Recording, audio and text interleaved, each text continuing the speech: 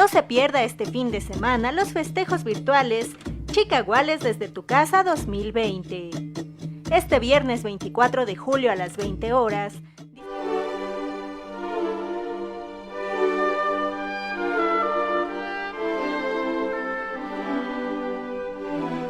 el conjunto de creencias acerca de la divinidad, de sentimientos de veneración y temor hacia ella, de normas morales para la conducta individual y social, así como las prácticas rituales, oración y sacrificio han estado presentes en todas las civilizaciones que dieron origen al mundo desde sus inicios.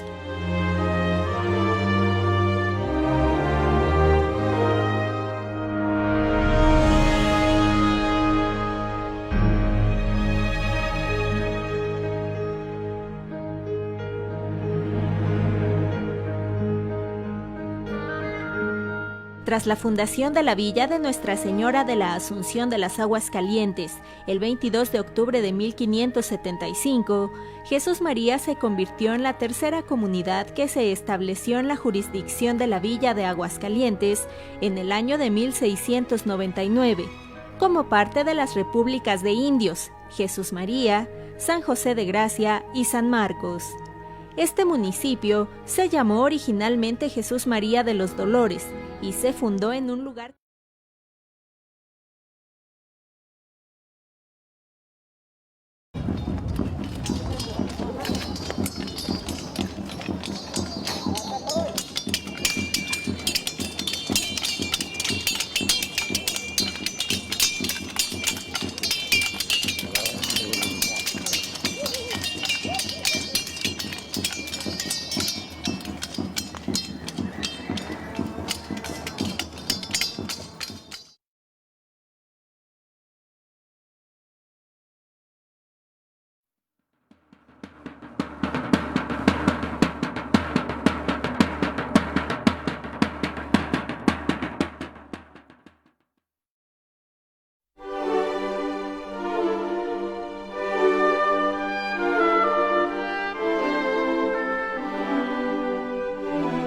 el conjunto de creencias acerca de la divinidad, de sentimientos de veneración y temor hacia ella, de normas morales para la conducta individual y social, así como las prácticas rituales, oración y sacrificio han estado presentes en todas las civilizaciones que dieron origen al mundo desde sus inicios.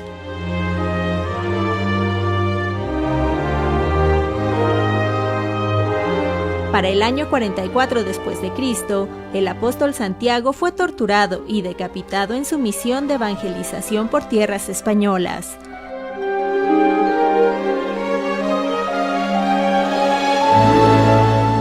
Una vez proclamado el apóstol Santiago patrono del reino por parte del rey Alfonso II, los milagros y apariciones dieron lugar a numerosas historias y leyendas destinadas a infundir valor a los guerreros que luchaban contra los avances del Islam.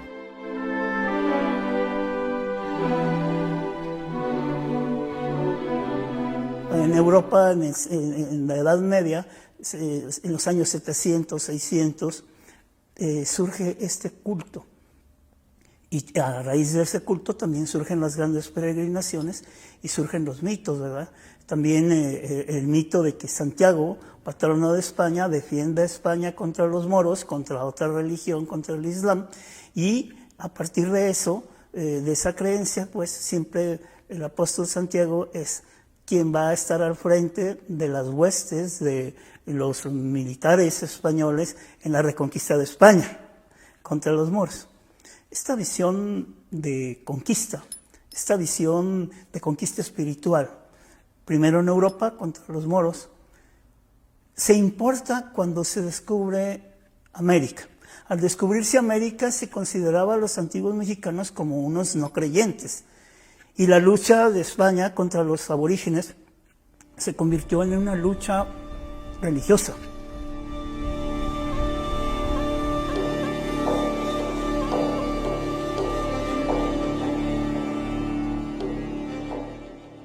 Una de las leyendas más populares narra cómo Ramiro I, en la batalla de Clavijo, venció a las tropas de Abderramán II, ayudado por un jinete sobre un caballo blanco, que luchaba a su lado y que resultó ser el apóstol Santiago, mito que lo convirtió en patrón de la Reconquista.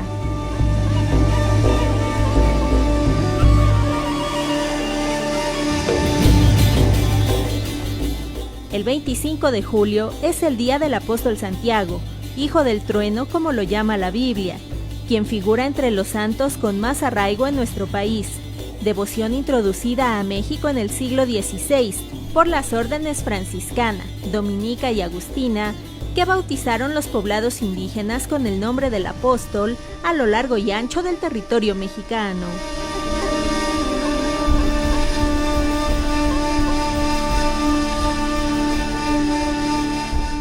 Precisamente los españoles, cuando ya llegan a buscar conquistar nuestro territorio, pues requerían de un instrumento que los hiciera ver mucho más fuertes de lo que realmente eran. Y ese instrumento fue pues precisamente Santiago. Llegan con nuestros naturales y les dicen que vienen ellos adelante con un ser muy poderoso y que él les va a ayudar a vencer, y que si en su momento no tienen o ponen alguna resistencia, pues indudablemente que Santiago los va a ayudar a prevalecer en batalla. A ese elemento le podríamos llamar el sincretismo religioso que utilizaron los españoles, pero también los españoles se apoyaron en lo que es la alteridad. Es decir, la alteridad en ese sentido sería hacerse de las tradiciones que los españoles, que en este caso los indígenas tenían. Se hicieron de esas tradiciones, como son las danzas, etcétera. Recordemos que las danzas, nuestros naturales se las dedicaban a sus grandes deidades, de tal manera que los españoles, al ver esa fuerza que tenía, lo utilizaron también como elemento de evangelización y conquista.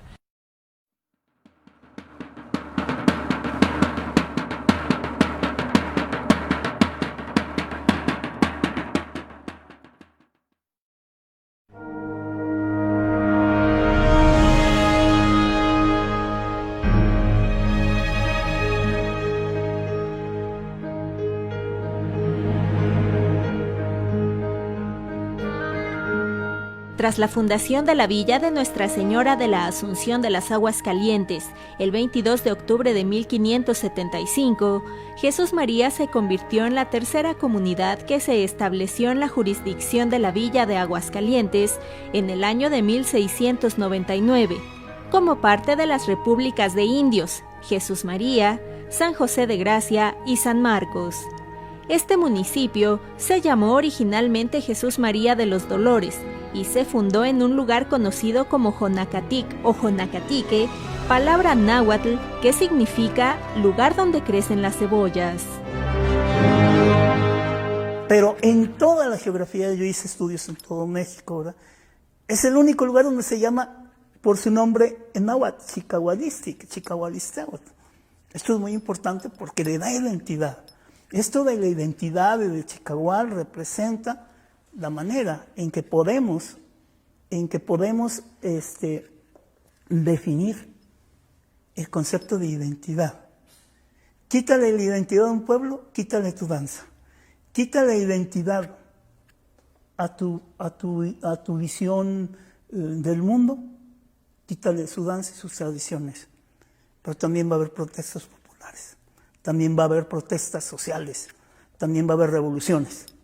Y en ese sentido creo que Jesús María, uno de los pocos pueblos que se quedaron con sus tradiciones, demuestra su identidad al defender una manifestación que incluso fue prohibida por la Iglesia. ¿Cuándo surge esta manifestación aquí en esta zona? Bueno, yo tengo la hipótesis de que Jesús María se crea a principios del siglo XVIII, 1700, y yo pienso que a la mitad o a finales del 18, ¿verdad? Con principios del 19, comienza esta tradición, o a lo mejor ya existía.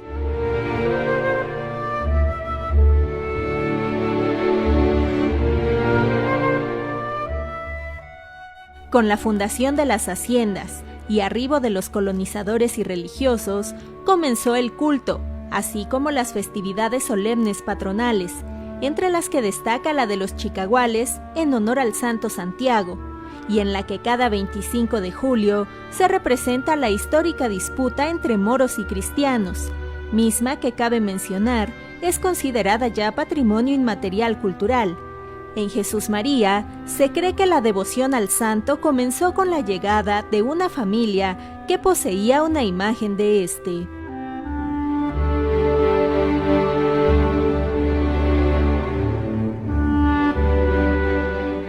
Pues tengo entendido desde que en 1888, me parece, se viene celebrando Jesús María. Al principio, esta tradición se dio por la llegada de algunos personajes no oriundos de Jesús María, sino de los lugares donde había más movimiento de trabajo y más gentes que tenían la forma de hacer fiestas y tradiciones, ¿no? La imagen del apóstol vino de una parte del llano, pero venía la imagen de un charro. No era la imagen del Chicagual de ahora, pero por eso precisamente las autoridades eclesiásticas en Jesús María pues no le dieron la importancia, porque siempre pensaron que pues quizá eran intromisiones de otras costumbres de otras partes. Pero subsistió la tradición, y el Chicagual es un personaje pictórico, un personaje que se presenta en primer lugar muy estereotipado, porque pues eso de taparse la cara con una máscara, ahí esconde él sus travesuras, pero también la tradición del culto al apóstol Santiago.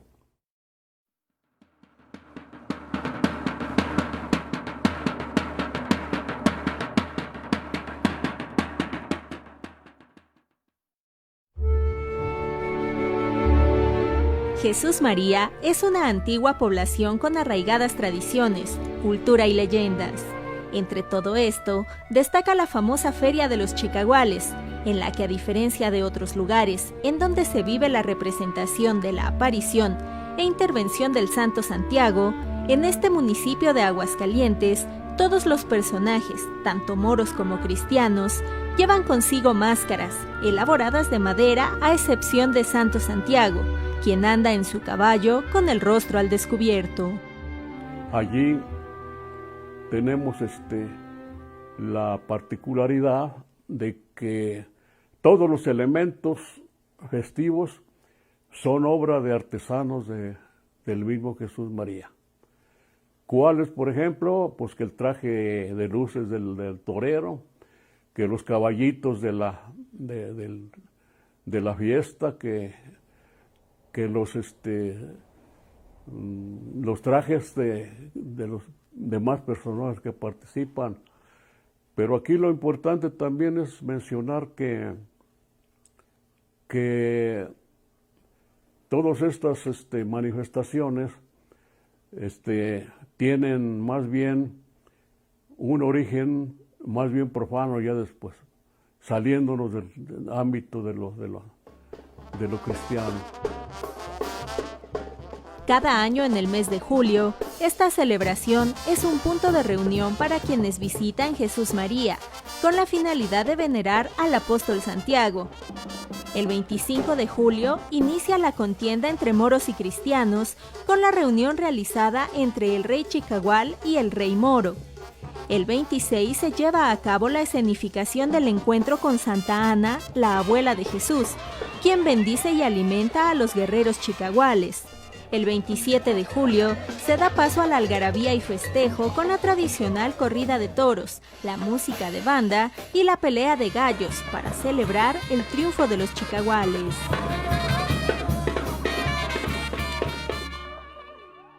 Finalmente, el día 28 se representa la lucha entre el bien y el mal, en una ceremonia religiosa en la parroquia de Jesús de Nazareno, para dar gracias de la conversión de los moros a la religión cristiana. Y le dice Dios a Santiago, le dice, oye, pues yo te voy a apoyar a ti para que tú venzas a los enemigos de la fe, a los moros. Y entonces ya llega Santiago y mata a los moros, ¿verdad? Y llega con Dios, ya llegué, hice lo que tú me dijiste y los maté. Dice, no, te dije que los vencieras, mas no que los mataras. Lo devuelve otra vez en su caballito, y dice, vas a pasar con el caballito por encima de los moros y con tu espada los vuelves a la vida. Y ya cuando vuelve a la vida a los moros, no sé si han visto esa escena donde pasa el caballito por encima del moro y le pone la espadita y se levanta el moro, representa que la religión no es de muerte, sino es de resurrección y de perdón y de misericordia y de amor. Y después de eso, todos los chicahuales y los moros, que la mayoría son compadres, al terminar el ritual, se van a otro ritual que es a brindar con mezcal y a brindar con maguey, el reencuentro de las dos religiones.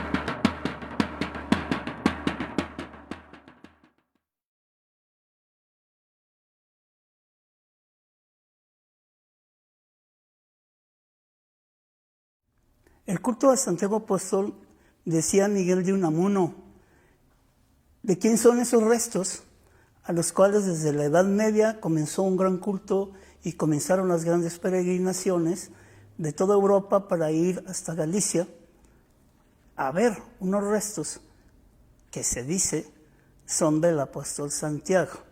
Bueno, esto proviene obviamente de la tradición judeocristiana, en el cual Santiago Apóstol, uno de los más cercanos apóstoles de Jesucristo, estuvo presente en la transfiguración, y uno de los apóstoles que mueren en el sacrificio, que mueren en el martirio, se decía una leyenda, la leyenda áurea, se decía que cuando lo martirizan por su fe, le cortaron la cabeza y el cuerpo, sus discípulos lo guardaron y lo mandaron en una barca desde Tierra Santa.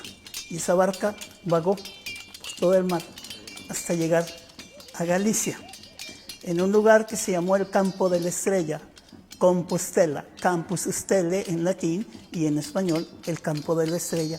Ahí llegaron los restos y entonces la gente comenzó a rendirle culto a esos restos. Esa es una versión. Otra versión es que antes de que lo martirizaran, estuvo evangelizando en esa parte del mundo y entonces mucha gente lo rechazó, de hecho no lo quiso. Y precisamente porque no aceptó el evangelio que le daba el apóstol a esas gentes, él se fue. Pero ya después regresa su cuerpo y es cuando empieza a evangelizar no nomás Galicia, sino toda Europa y todo el orbe. Estas son las leyendas que surgen en Europa. En Europa, en la Edad Media, en los años 700, 600, surge este culto. Y a raíz de ese culto también surgen las grandes peregrinaciones y surgen los mitos, ¿verdad? También el mito de que Santiago, patrono de España, defiende a España contra los moros, contra otra religión, contra el Islam.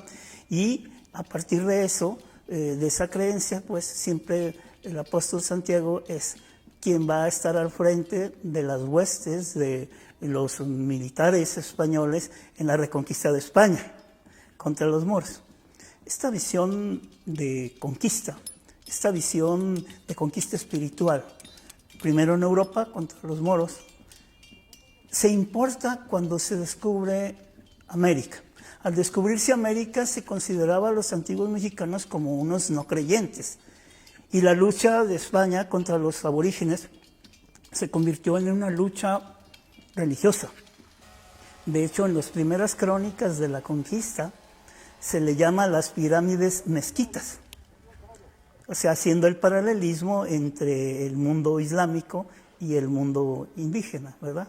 No estés triste, hoy perdiste. ¿Quién eres? Soy Santiago. Santiago ha muerto. Santiago ha muerto, pero vengo por voluntad de Dios en que pongamos en paz a este pueblo. Levántate y vámonos. Y entonces comienza esa visión de que las luchas vencidas por los españoles contra los aborígenes pues están inspiradas en la lucha y en el apoyo, digamos, celestial del apóstol Santiago. Santiago, la palabra, ustedes se han de preguntar, bueno, ¿y dónde viene la palabra Santiago? ¿Verdad? Santiago proviene del hebreo, Jacob, que significa el que nació agarrándole el talón a su hermano. Jacob y Esaú en el mundo bíblico, en el Antiguo Testamento, ¿verdad? Nacen y uno sale hirsuto lleno de pelo, ¿verdad? Esaú, y Jacob agarrándole el talón a su hermano, por eso se llama Jacob. Posteriormente, en el mundo, cuando Tierra Santa es invadida por los romanos, se le llama Jacobus. Esa palabra evoluciona y ya cuando se conoce o cuando se legitima como santo, Sanctus Jacobus. Después de eso, Santillangue, Santiago, Tiago, Diego, Didax y Díaz. Esa es la evolución semántica del concepto. Desde Jacob hasta Díaz, esa es la evolución que ha tenido el nombre de Santiago. Santiago, ya dijimos, fue un apóstol de los más prestigiados, de los únicos que estuvieron testigos en la transfiguración. Entonces, en ese sentido, pues es una figura mítica muy importante. Y esa figura mítica llega desde Europa con los conquistadores. De hecho, en todas las luchas, hay una muy importante cercana aquí, en Nochistlán, Zacatecas. En 1541 surge, entre 40 y 41, surge una de las guerras más importantes de reivindicación de los indios, de todos los indígenas de Occidente, incluso del norte, iban a apoyar a una gran figura indígena que fue don Francisco Tenamaxtli. ¿Quién fue Francisco Tenamaxtli? Bueno, fue el más grande héroe indígena, defensor de los derechos indígenas, lo dice el maestro León Portilla.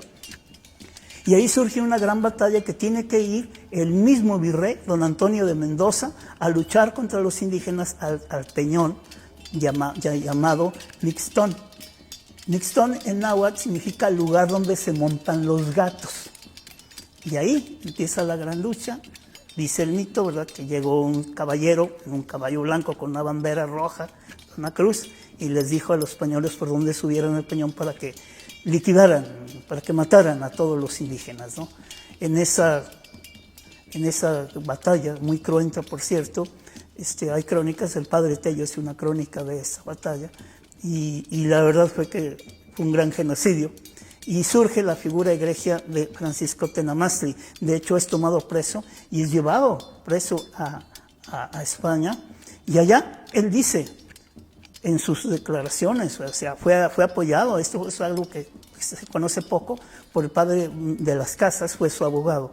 Y él les dice, lo que ustedes hicieron es como si yo viniera con todos mis soldados, me apropiara de sus tierras, de sus mujeres, de sus hijos, los hiciera esclavos, y yo me apropiara de todas sus riquezas. Eso hicieron ustedes en mi pueblo. Por eso en esos alegatos que afortunadamente existen, están publicados, y se descubrieron en el Archivo General de Indias, los alegatos de don Francisco Tenamaxtli, es la primera declaración de los derechos indígenas. Estamos hablando de 1541.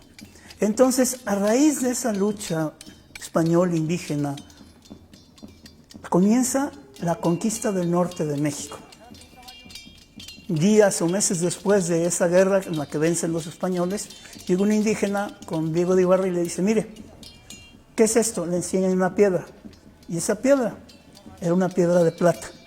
¿Y esto dónde está? Está allá adentro. Donde viven todos los indios guerreros, hay cerros llenos de plata. Y entonces cuando viene Tolosa, Termiño de Bañuelos, Diego de Ibarra, y descubren las ingentes minas de plata y de metales que hasta la fecha están dando, que son las minas de Zacatecas, de Tepezalá, de Asientos.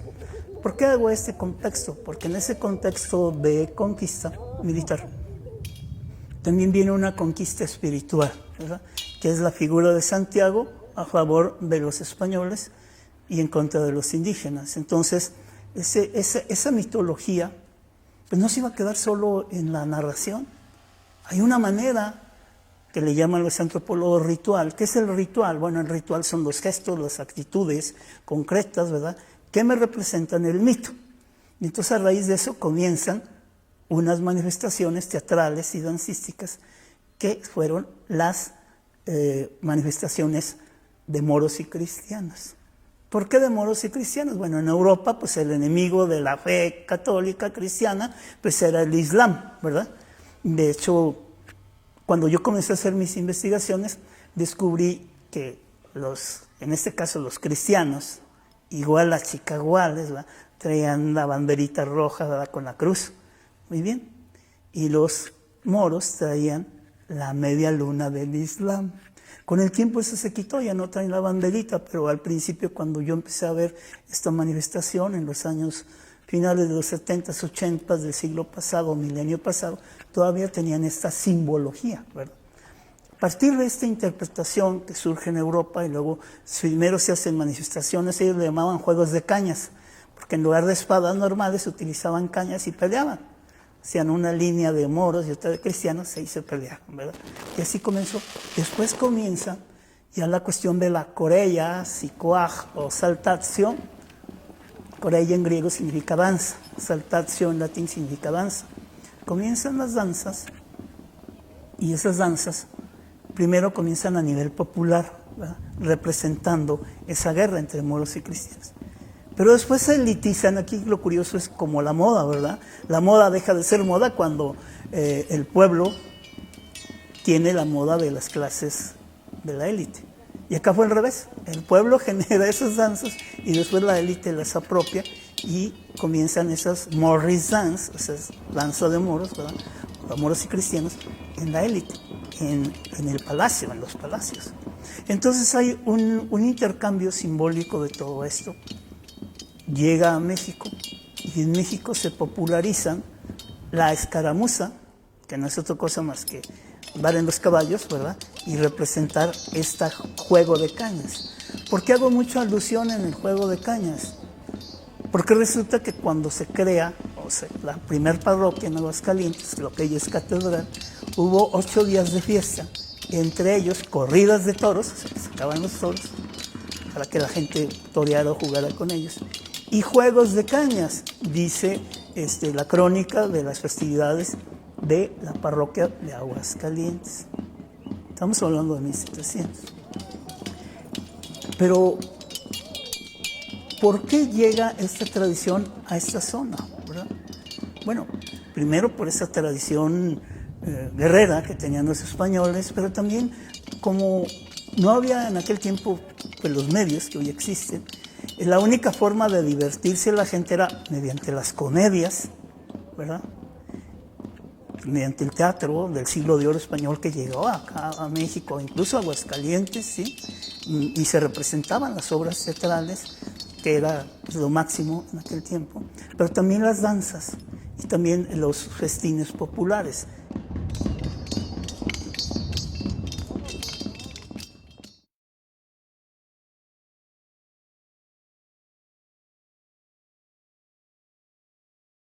En estas actitudes, tanto del cronista europeo, Giacomo Beltrami, que fue uno de los más grandes investigadores europeos que vinieron a toda América, lo publica en Francia. Yo después encontré el documento, el libro, pues, en París, y hice la traducción para que se conociese aquí en México cómo era esa opinión, que era una opinión no muy favorable de la fiesta, ¿verdad? Pero aquí lo interesante de esto es cuando entrevista al señor cura y el señor cura dice, es su manifestación cultural. Es un señor cura muy moderno, muy respetuoso del mundo indígena. Estamos hablando de 1830, o sea, yo hipotizo que un siglo atrás ya se hacía esta festividad en Jesús María. Desde cuando se funda Jesús María, unos años después, como es pueblo de indios, pues ellos tenían sus cultos, ¿no? No hay una fecha exacta, pero yo sí pienso que del siglo XVIII en adelante, a mediados y finales del siglo XVIII, 1700, comienza esta tradición.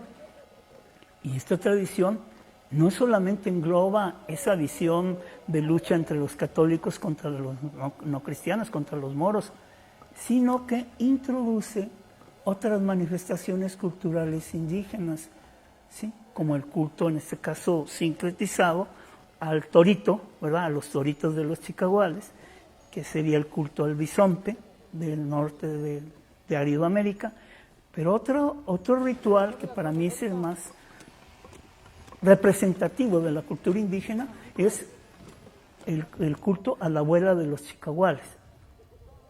¿Cómo es posible que un joven se viste de mujer y esa mujer le reparte tortillas y les da de comer a los chicaguales? Dice Almaviz Star, un cronista del finales del siglo XIX, principios del XX, que hace la crónica de esta locuela, le llama así, locuela, ni siquiera dice una manifestación, no, una locuela, porque lo ve desde la perspectiva peyorativa, desde la perspectiva etnocentrista, eurocentrista, el cronista, ¿verdad? Unos dicen que Almaviz Star era el seudónimo de Eduardo Correa, ¿sí? Entonces, pues no se sabe, pero se escribió ese texto, y en ese texto dice que en esa manifestación un joven se viste de mujer, les da de comer a los chicaguales para que se vayan a la guerra, anda en una burrita, pero en la mitad de la manifestación saca una olla, y esa olla la rompe en el centro de donde se hace la manifestación, y de la olla salen cientos y cientos de ardillas, y entonces toda la gente anda corriendo para agarrar su ardilla. ¿Sí? Ardilla en náhuatl se llama techalot. Todavía algunas personas grandes han de conocer que a las ardillas le decían techalotes, techalot. Y los techalotes, o las ardillas, servían para hacer mal de ojo, para hacer brujería en contra de otras personas. Eso ya en el mundo mágico, digamos, ritual de la concepción indigenista. ¿Sí? Hago alusión a esto porque, ¿qué tiene de indígena eso? Tiene que ver mucho. En el Códice Ramírez se muestra cómo los antiguos mexicanos, cuando llegaron a una zona que les dieron entre piedras y entre alicantes y entre serpientes, para que vivieran, porque ellos andaban buscando el lugar mítico Tenochtitlan, se fueron ahí y le piden a sus vecinos, oiga, ¿nos presta a su hija para que sea la reina de los mexicanos? Ah, pues sí, se la presta. Cuando llegan, la llevan a su templo, le quitan el corazón, le quitan todos sus cueros y de esos cueros visten a un joven. Y ese joven va a representar la nueva deidad de los mexicanos, que va a ser Toxixíhuatl. Toxixíhuatl es la abuela de los mexicanos. Y esa deidad representa al grano viejo, al grano de maíz viejo. Toxixíhuatl igual a grano de maíz viejo. Y entonces, ¿cuál es el grano de maíz nuevo? Se llama Xilonen.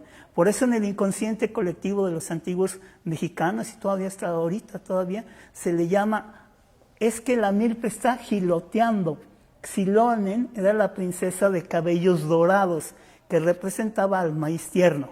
Maíz viejo igual a Toxixíhuatl, el maíz sazonado que sirve de semilla. Ah, pero el maíz nuevo es Xilonen, la princesa de cabellos, de cabellos dorados, que representa el maíz joven. Hago alusión a esto porque en esa manifestación se está representando el culto al maíz. Por eso se les da de comer a los chicaguales, ¿sí?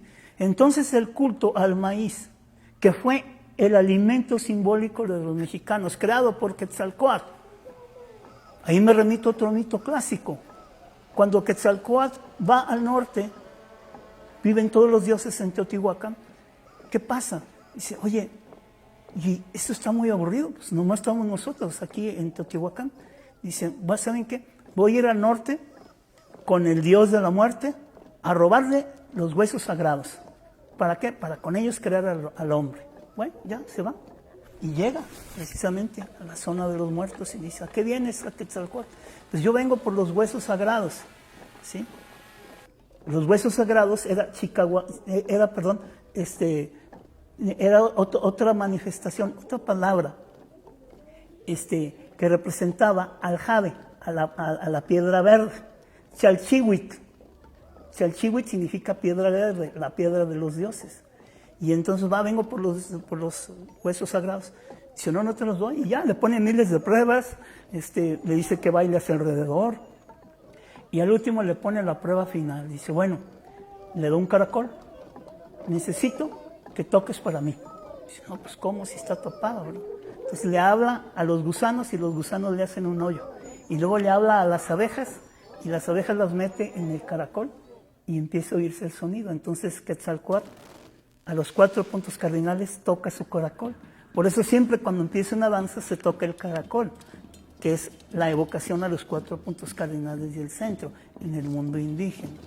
Después de que se trae y se roba miles de hazañas, Quetzalcóatl se roba las piedras sagradas del Chalchihuite, llega a Teotihuacán y ahí se sangra su brazo. Y esa sangre la mete en un cáliz y mete ahí las piedras sagradas. Y de esas piedras sagradas las muele y nace el primer hombre y la primera mujer. Aquí está.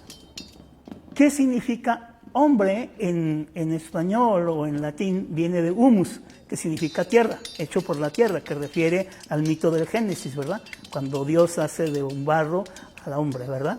El primer hombre, Adán. En el mundo indígena, el hombre no nace del barro. El hombre nace de la sangre de Quetzalcóatl, de la sangre de él y de todos los dioses, con los chalchihuites, o sea, las piedras sagradas.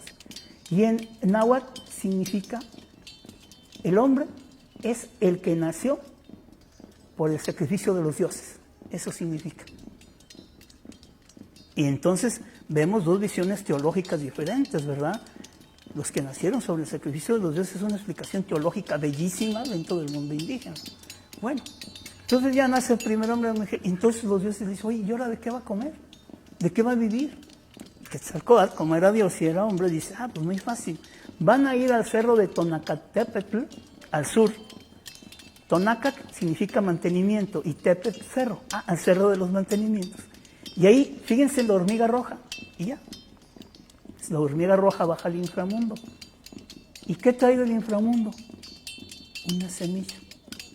Esta semilla es el maíz, el alimento sagrado del que van a vivir todos los mexicanos.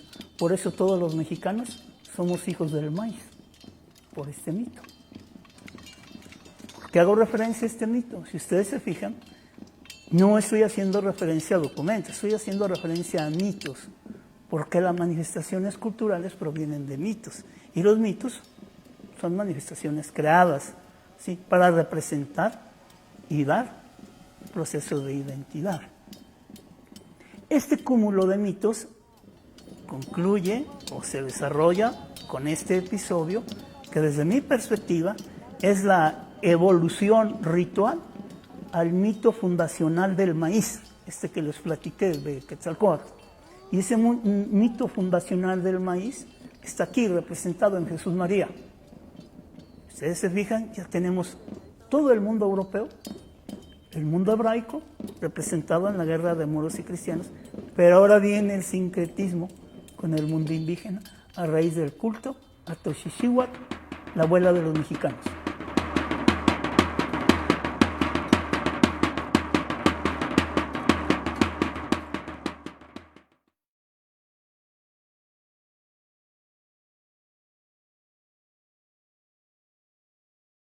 ¿Pero qué tiene que ver una tradición ibérica en el mundo indígena? Sí, pues tiene que ver mucho porque a raíz de un trabajo que se va a publicar próximamente, hice un estudio sobre un pariente del toro español que fue un símbolo mítico en el norte de México, que es el bisonte. Antes que llegaran los españoles tenían como un símbolo y como un dios a la madre bisonte que les daba leche a los indígenas del norte de México. Desde aquí hasta Canadá, los bisontes eran la forma de comer. Con sus cueros hacían los tipis donde viven, con sus huesos, muchísimas herramientas y artesanías. Es más, hasta con el excremento servía, en los inviernos llenos de nieve, servía como combustible. Entonces, la figura mítica de la madre bisonta es la madre que da de comer y de beber a los antiguos mexicanos. Al encontrar otra figura mítica, en ese sentido de Aridoamérica y del todo el norte de México, las tribus guerreras tenían como símbolo de fertilidad, como símbolo incluso de prosperidad, el capturar bisontes. El bisonte fue una especie, de un animalito, ¿verdad?, pariente de los toros, que existió desde Canadá hasta acá. De hecho, yo me encontré en el Archivo General de Indias un método para domar bisontes. Me encontré también un texto muy importante en el convento de Guadalupe, Zacatecas, donde venía quienes se encargaban de domesticar bisontes en toda esta zona. ¿Por qué lo platico? Pues porque el bisonte fue un elemento muy importante, mítico, simbólico y ritual entre los indígenas. Dije, bueno, sí, pero este es el mito. ¿Dónde puedo encontrar por qué al pueblo indígena le gustan los toros? Pues resulta que los señores Rincón Gallardo, cuando crean y apoyan la fundación de pueblos de indios, el pueblo de San Marcos, el pueblo de Jesús María, que les ceden las tierras con tal de que trabajen para ellos. En la época se necesitaba mucha fuerza de trabajo. En la época de la cosecha, pues contrataban indios y no les pagaban con dinero, les pagaban con toros para sus fiestas. Y entonces ellos hacen otra interpretación de lo que ellos entienden en la celebración de los toros, y se queda en el inconsciente colectivo del pueblo y generan otra imagen, los toritos de los chicahuales. Ya tenemos otra imagen mítica que se incorpora a este complejo de símbolos de la fiesta. ¿Pero qué significa chicahual? ¿Sí? Chicahual proviene de la palabra chicahualística, que significa la fuerza, la fortaleza, la salud. Chicahualisteotl, la fuerza, la fortaleza y la salud, y Teotl, Dios, el Dios de la fortaleza y de la salud, que era representado con una cruz. Ya vemos las simetrías, pues la cruz cristiana y la cruz del Nahui-Olin, sí, pero significaban cosas diferentes. La cruz de Cristo pues representa toda la tradición judío-cristiana, pero la cruz del Nahui-Olin representaba los 4 puntos cardinales y el centro en la Weltanschauung, alemán, en español significa cosmovisión, en la cosmovisión del mundo indígena.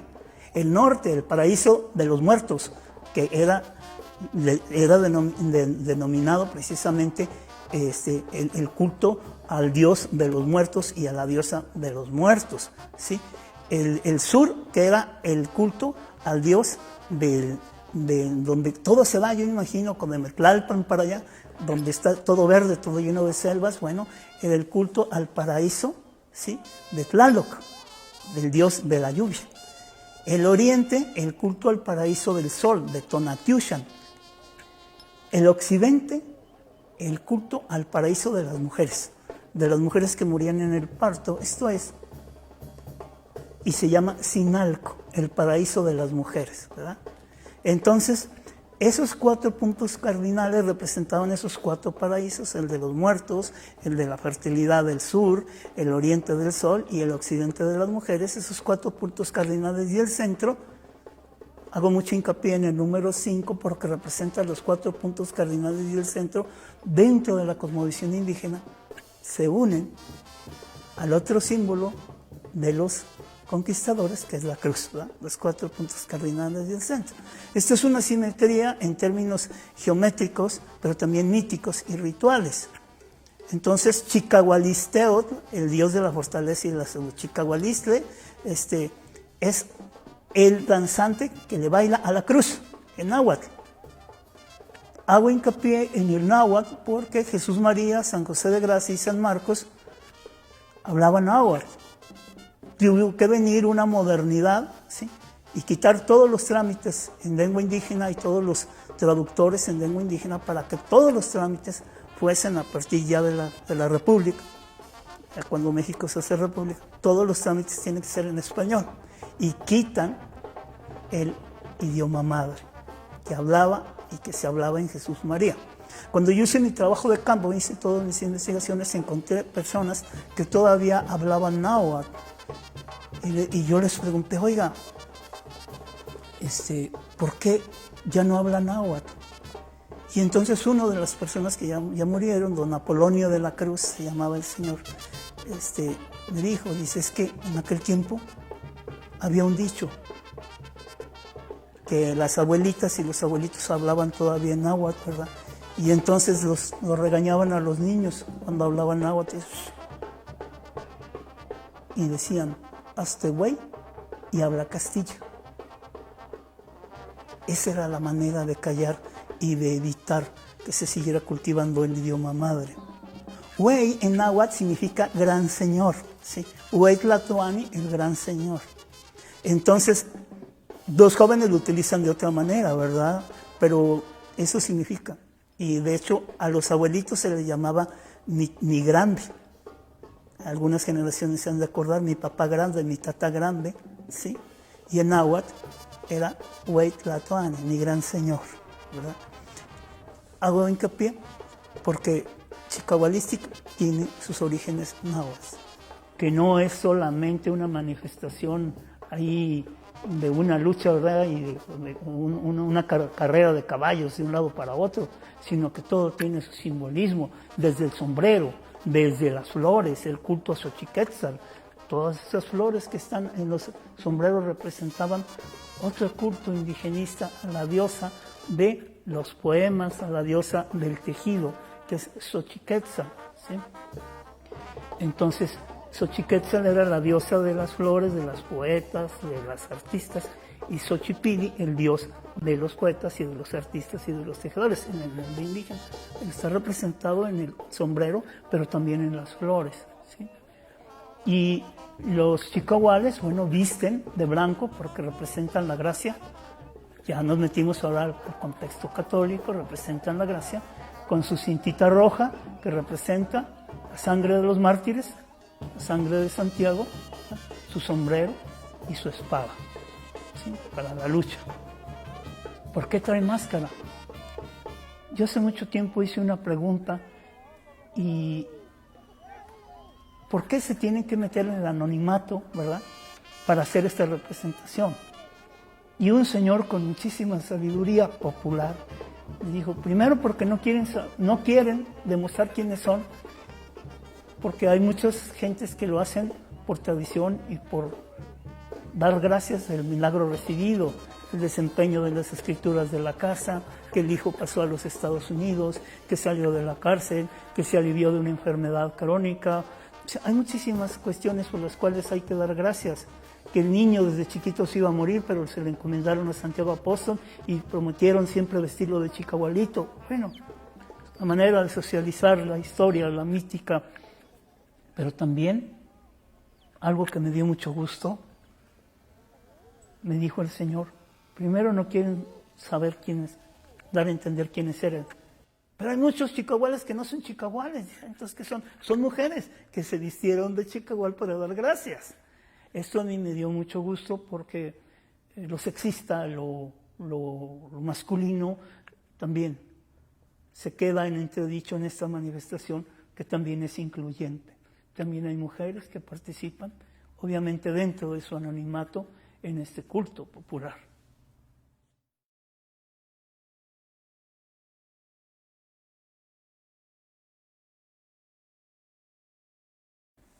Yo creo que aquí en esta cuestión de los 4 días, ¿verdad?